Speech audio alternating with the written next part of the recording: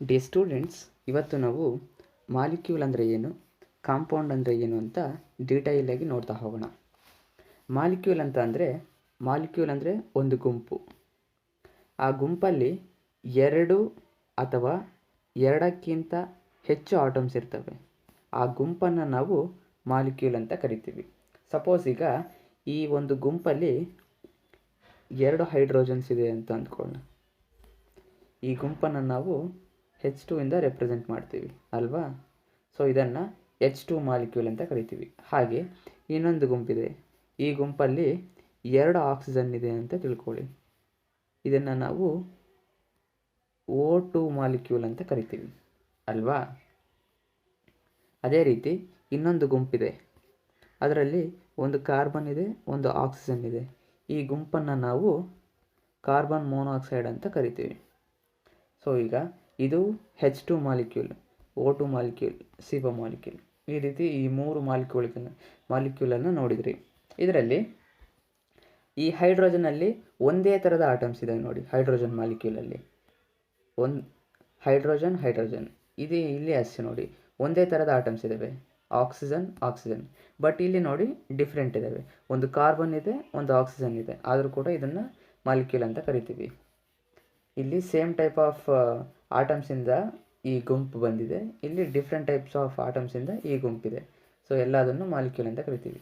ಹಾಗಾದರೆ ಕಾಂಪೌಂಡ್ ಅಂದರೆ ಏನು? ಕಾಂಪೌಂಡ್ ಅಂದರೆ ಏನಿಲ್ಲ. ಸಪೋಸ್ ಈ ಗುಂಪಿದೆ ನೋಡಿ, ಯಾವ ಮಾಲಿಕ್ಯೂಲು ಡಿಫ್ರೆಂಟ್ ಆಟಮ್ಸಿಂದ ಆಗಿದನೋ ಆ ಮಾಲಿಕ್ಯೂಲ್ ಏನು?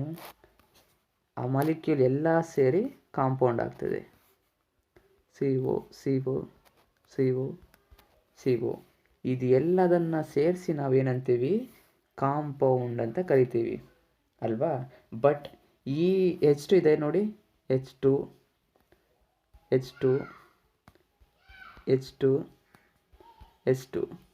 ಇದು ಎಲ್ಲದನ್ನು ಸೇರಿಸಿದರೆ ಕಾಂಪೌಂಡ್ ಅನ್ನಲ್ಲ, ನಾವು ಏನಂತೀವಿ? ಎಲಿಮೆಂಟ್ ಅಂತ ಕರಿತೀವಿ. ನಮ್ಮ ಅಟ್ಮಾಸ್ಫಿಯರಲ್ಲಿ ಹೈಡ್ರೋಜನ್ ಈ H2 ಮಾಲಿಕ್ಯುಲರ್ ಫಾರ್ಮಲ್ಲೇ ಸಿಗೋದು, H ಫಾರ್ಮಲ್ಲಿ ಸಿಗೋದಿಲ್ಲ. ಸೊ ಅದಕ್ಕೆ ಯಾವ ಮಾಲಿಕ್ಯೂಲು ಸೇಮ್ ಟೈಪ್ ಆಫ್ ಆಟಮ್ಸಿಂದ ಆಗಿದೆ ಅದು ಒಂದಕ್ಕೊಂದು ಸೇರಿ ಎಲಿಮೆಂಟ್ ಫಾರ್ಮ್ ಮಾಡುತ್ತೆ.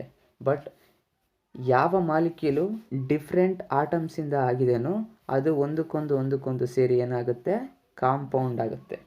ಸೊ ಇದು ಅರ್ಥ ಆಯ್ತಾ? ಒಂದು ಸ್ವಲ್ಪ ಕ್ಲಿಯರ್ ಆಗಿ ಹೇಳ್ತೀನಿ ನೋಡಿ. ಈಗ ಸೇಮ್ ಟೈಪ್ ಆಫ್ ಆಟಮ್ಸಿಂದ ಕೂಡಿದೆ ಮಾಲಿಕ್ಯೂಲ್ ಅಲ್ವಾ.